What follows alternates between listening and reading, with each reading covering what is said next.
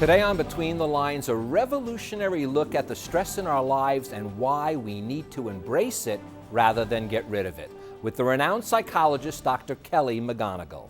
Welcome, I'm Barry Kibrick. Professor McGonigal of Stanford shocked the world of psychology when nearly 10 million people saw her lecture on TED Talks. Now with her book, The Upside of Stress, she blows away all the myths about stress and shows us why it is actually good for you and how you could learn to master it.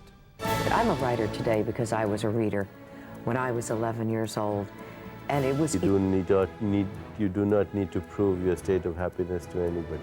Most of these speeches were as much as a month in preparation. The characters, the heroes in this book, are seekers of truth in a story that involves a lot of You corruption. don't get a chance to really talk about what's real, and it's the perfect for me.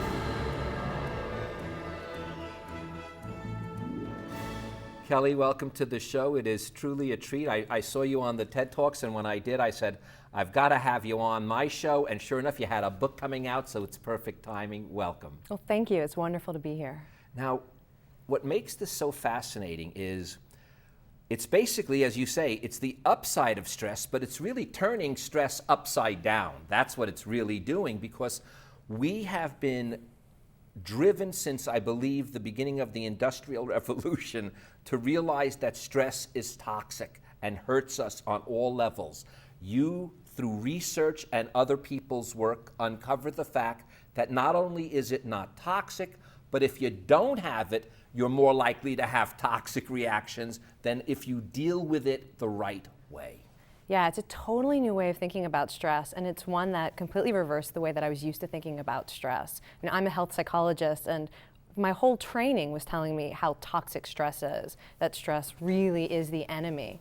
And so when I started to see this research showing that stress is necessary, that it can be helpful, and especially that believing that stress is harmful can be more harmful than the presence of stress itself. I mean, it just blew my mind. Well, you even say that not having stress is more harmful than having stress and dealing with it properly. In other words, if you are a stressed person, but you understand the stress, you embrace the stress, that actually increases your longevity over someone who would say, I do not have a stressful life. Yeah, stress can actually be protective, but to a large degree, it depends on how you think about stress. Well, let's define stress, first of all. You do it, I think, in the best way possible.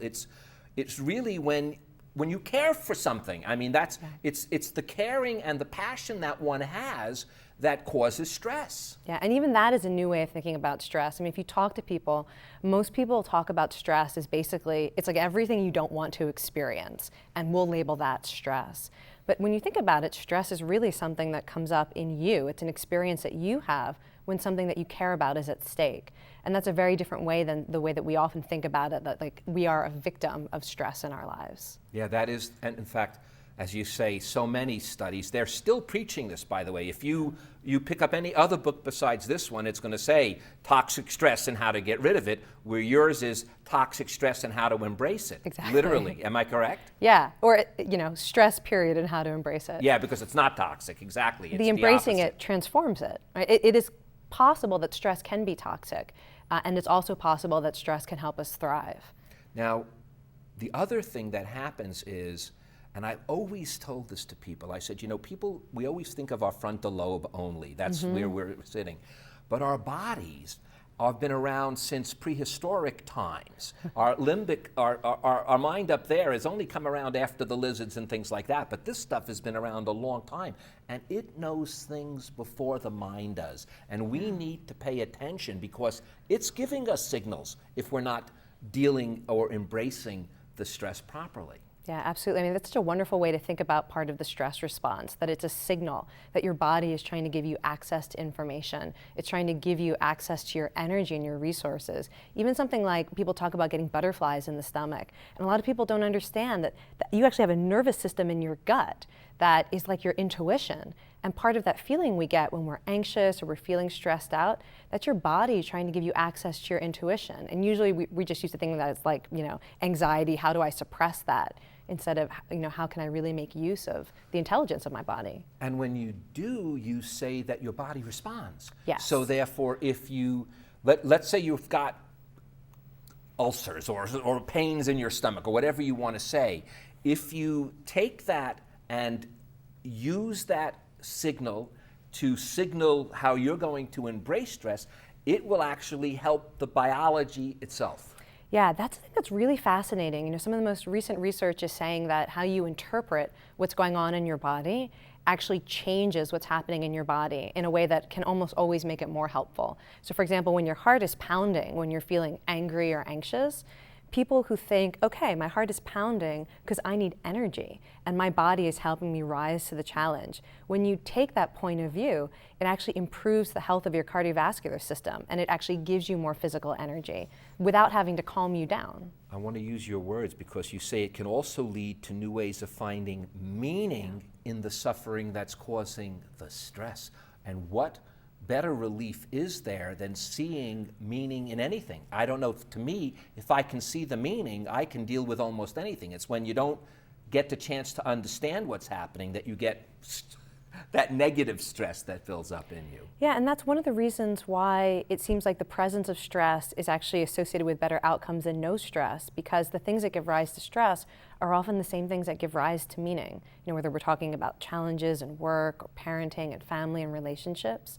And one of the problems with viewing stress as toxic is that when you start to feel stressed out in a relationship or at work, you start to feel like, well, there must be something wrong with me or with my life, that somehow I am inadequate or there's something wrong and I need to leave this job or leave this relationship. And really that stress is a sign that there's something meaningful happening here.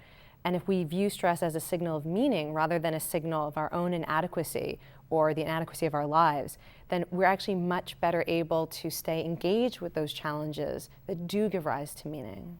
Now you do something in the book that makes people aware, and I always do this on my show when I do have a book that deals with this, and that is you want to make it very clear that the worst thing you could do is give shame to someone who can't deal with the stress, or shame. The classic one is if you're overweight. That's you're ruining your health. You're too stressful. That's the worst thing you can tell another person, because that then creates way more stress. It's the other. It's more. You need to be much more empathetic, and you need to go in the, I hate to say, do the opposite of that. Exactly. Yeah, I mean, that's so true. As a health psychologist, I'm so interested in behavior change. And like you said, that when we shame people for anything, we push them in exactly the opposite direction of what we're hoping to inspire. And one of the reasons that embracing stress can be so helpful is because it also makes us feel less alone in our struggles. One thing that's kind of funny is the more people fear stress, the more likely they are to think that other people are less stressed out than they are, to think that other people aren't suffering in the same way that they are.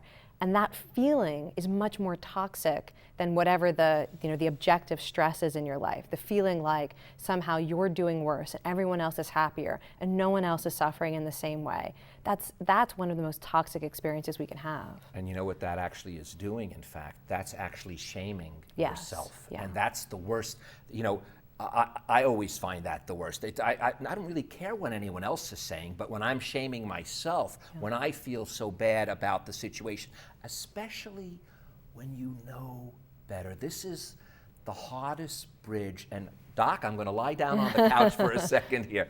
This is the hardest bridge, is we know in our minds, we can read these books, we know in our minds these things, but to interpret them and let them be within our soul, I don't know, within ourselves, whatever term you want to use, that bridge is still the hardest to cross. And I really want people to know that, because I want you to cross it if you can, but it's the hardest. It is.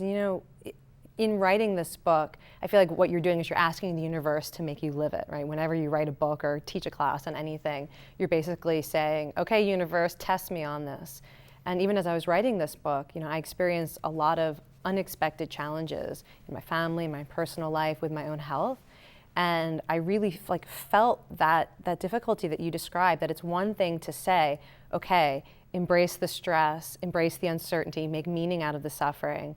And when you're actually in the position of going through that, it really takes some courage and also some self-compassion to know that this whole way of rethinking stress that I'm talking about, like in that moment, it's not going to make the stress go away. It really is a new way of relating to it, and it requires being really open.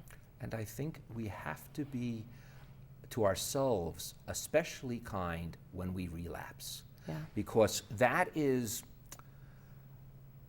you know, I feel like I've got it all together, and then the next morning you wake up and all of a sudden you don't, and now you feel twice as bad because, listen, I already know I felt together. What's happening to me? So it really could create a downward spiraling effect, and it's just something I just, with all my heart, would love to see people at least catch on the end of the spiral before they go any further. Right, like you don't want people stressing out about the fact that they're not doing stress right now. So they've got the stress and they're stressed about how they're stressing.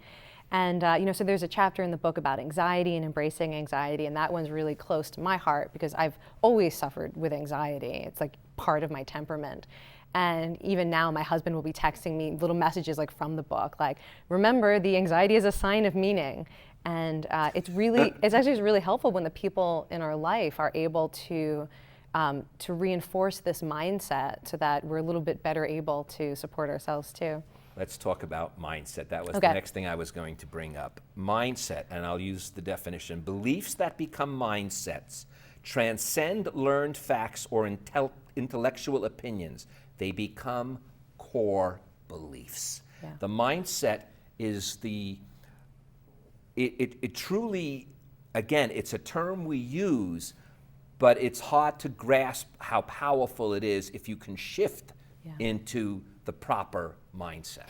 Yeah, sometimes people use the word mindset to mean like a mood or an attitude, but really the type of mindset I'm talking about here is it's a way of explaining your experiences. It's a way of explaining how the world works. And there seem to be a few core beliefs that really change the way we interact with adversity, the way that we interact with other people, and the way that we pursue our own goals. Beliefs like whether or not you think other people are basically good seems to be one of the most powerful mindsets. Belief about whether or not people can change. And then the one that I really explore in this book is how it is that you think about stress. And the mindset that seems to be most helpful is the belief that it is possible to transform stress into something positive. And so that's one of the reasons why I'm so interested in trying to help change the cultural mindset around stress.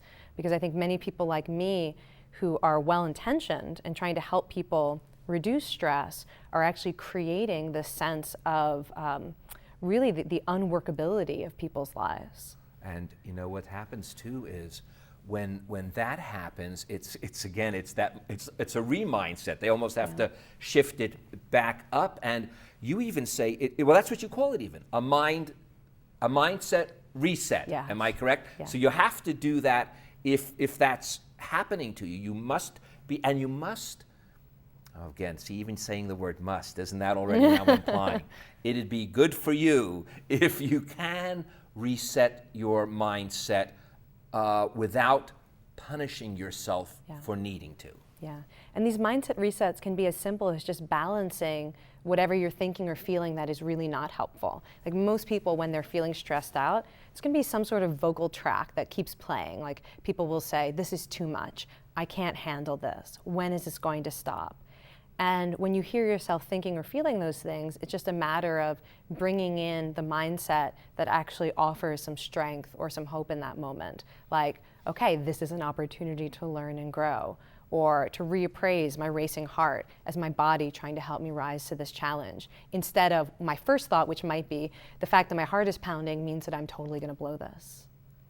Yeah, wow. And again, saying it, reading it, imbibing it. That's the word I was thinking of. That's what you got to do. You've got to, it's got to imbibe your soul. I don't know, again, whatever term that is, whatever consciousness, let's use that. It must really be a part of your consciousness for that shift to take place. Yeah, and the great thing is that you can treat it like an experiment. I mean, one thing we know is that when you try on a new mindset, even if you don't fully believe it in the beginning, it already starts to transform your experience. So if I'm embracing my racing heart as helping me rise to the challenge, even if I'm not sure that's really true, I'm gonna act different. I'm gonna be more confident. I'm gonna engage more effectively. I'm gonna have a different experience of whatever's making me anxious.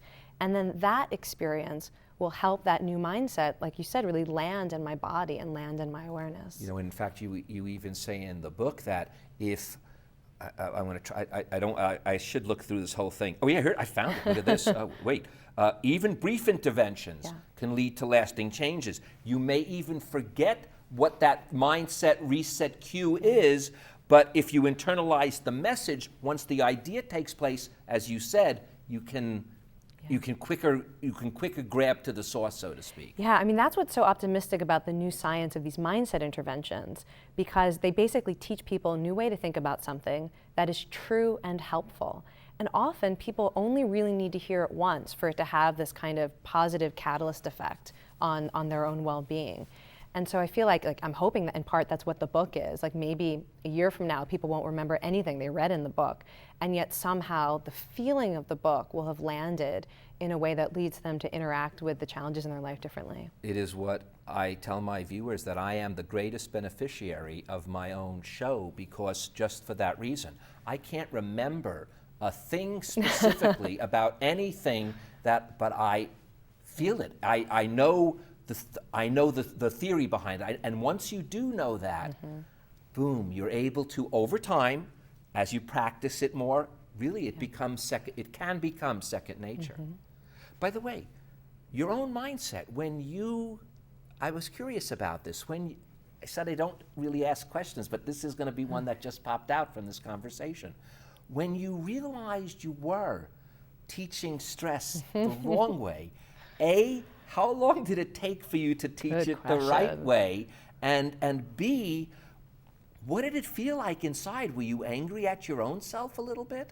I will say that, so there was one particular study that came out that really shocked me. It was a study that found that stress only seems to increase people's risk of dying if high levels of stress are joined by a very strong belief that that stress is harming your health. And so the presence of stress actually was protective for people who didn't view stress as very harmful. But if people had very stressful lives and they viewed stress as very harmful, that's what was predicting people's mortality risk. So when I came across that study, it was actually 2011, and I was in the middle of teaching a class on the science of stress. And I'd actually already given this lecture where I had told my students about how stress will increase your risk of getting a cold and cardiovascular disease and blah, blah, blah. And so I felt in the moment reading that, it was this did I just deliver a lecture 2 weeks ago that now has increased the risk of my students getting sick and dying? And that very first class, I actually decided to bring in some research on the upside of stress, because in that moment I was thinking okay, I don't know how to fix this right now and I don't fully understand the science, but I'm gonna do something to counterbalance the message I've already given. And it took me a couple of years of teaching that particular course on the science of stress to find a way to really draw together the research that paints this more optimistic view. But my very first instinct when I saw the study was truly to pretend I hadn't found it.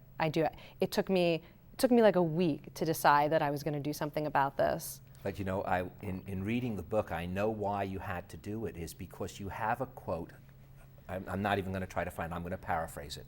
And that was, you always told your students that the best type of discoveries, do you know what I'm talking about? Yeah, well, so I always tell my students that the best study or the best finding is the one that forces you to change your assumptions about the world, change the way that you think about yourself. But I was always so used to gaming the system. I knew I was presenting findings to my students that would change the way they think, but they were always consistent with the way I thought about the world. And it's not that often that I come across studies that are that sort of cataclysmic, where I think, if this study is true, I need to find out how true it is, because this suggests that what I'm doing is not actually helpful. Well, we know that these mindsets, these deep thoughts that we have, they're obviously the hardest ones for us to change. They wouldn't be called a mindset if it wasn't in there. It'd just be a mind float or something like that. But you say the key is in order to do it, one of the, well, actually, you don't, what you show us is that flexibility is a real important role. If you can be flexible in your own thoughts, then you have a better chance of letting the mindset work. If you're rigid, it's very difficult. Definitely. And one of the things that's really important is that I call it actually holding opposites. That you need to be able to understand that two things that seem to be different and opposite can be true at the same time, or in different ways in different moments. And the mindsets that get us into trouble is when we cling to the idea that something is all good or all bad, that stress is always toxic, or, well, let's just turn everything into something, beautiful and positive. The mindset, certainly around stress, that seems to be most helpful is the ability to hold these opposite views and say, look, sometimes stress is really difficult. Suffering is real. Not every adversity we face is going to be roses and ponies. And at the same time, even those experiences that are distressing and difficult can also give rise to meaning and growth. They can be a catalyst for connection with others.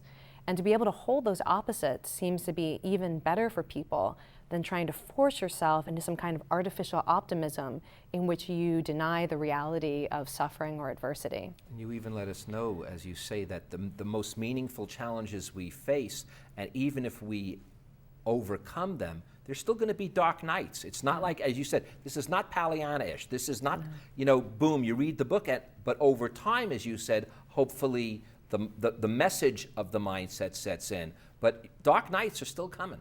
Yeah, and in fact, there's research on this concept called post-traumatic growth, which is the fact that people experience tremendous personal growth and spiritual growth from the most difficult and traumatic experiences. But rather than sort of going from the trauma directly to the growth, it seems like the experience of the distress is actually the engine for the growth. And to have the sort of the hope or the expectation that you can jump from a bad situation to some sort of deep personal growth without going through the distress or suffering, that would be the sort of the Pollyannish version, and that doesn't seem to be consistent with reality. You also use a line that I want to share with everyone. Take a moment to think about what kind of person you want to be in the future. And I used this once before on a show, and I want to bring it out again. It's from Leonard Cohen. And he always said, act like you want to be, and soon you'll become the way you act. And when I read that, that reminded me of it a little bit. Even if you can't, as we said, make the mindset, even if you can't make that challenge, just think of how you want to be in the future. Start acting like that, and you'll be amazed. I know it's against living in the now, so to speak, but you'll be amazed at how that really can ease you, especially if you look at the future in not such a bleak manner. Yeah, I mean, it's true with pretty much any change that you want to make in life, that people often think that their inner experience or their personality is going to change first. And, I'll stop drinking when I no longer experience anxiety, or I'll stop smoking when I no longer have cravings. I'll make this change when I no longer feel anxious about it. And in reality, people often transform their inner experiences and who they are by taking the steps that feel uncomfortable, by taking the point of view that feels like a stretch. And it's just like physical exercise transforms us when we go outside our comfort zone, that the same is true when we're looking to change who we are, that we have to go beyond who it's easy to be in this moment. And that sort of the willingness to be in that discomfort zone is what actually transforms us. Now, I spoke to you earlier and I said, if I give out your website, will you respond to people? Yes. And then you said yes, and then you said, that's how I reached you, and I know you do. So when a topic like this, there's going to be lots of questions.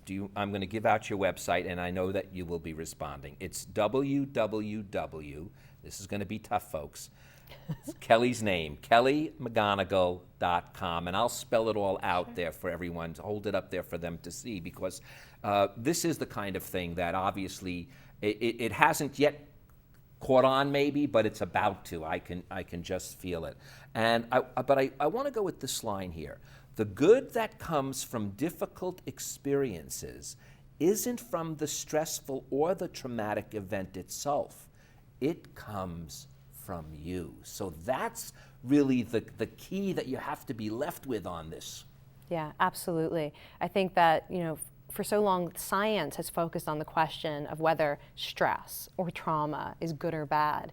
And the question that I want people to be asking themselves is, do I have the capacity to transform the stress or the suffering into something good? And that's a very different question, and actually gives us a much better chance of being empowered to face these difficult situations. Well, you know, this is one of them. We'll talk next book that comes out. I know there's going to have to be a follow-up. You'll come back, but our time is up. I'm so sorry, wow, Kelly. I'm going to end with this. I know.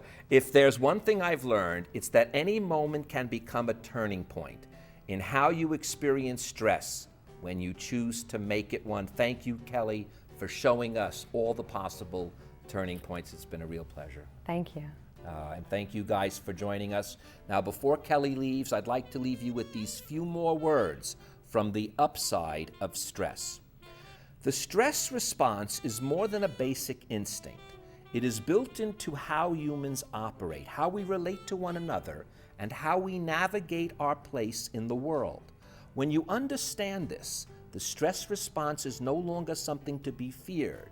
It is something to be appreciated, harnessed, and even trusted. I'm Barry Kibrick. We can navigate between our fears and learn to appreciate the stress and all of its upsides. And when we do, that upside is going to last, hopefully, for a long time. Thank you so much, Kelly. Thank you. Closed captioning for Between the Lines with Barry Kibrick is made possible by your generous contributions to KLCS Education Foundation. Thank you for your support. To connect with Barry, like us on Facebook and follow us on Twitter at Barry Kibrick. And to contact Barry directly, watch past episodes of Between the Lines, and read his blog, visit us at barrykibrick.com.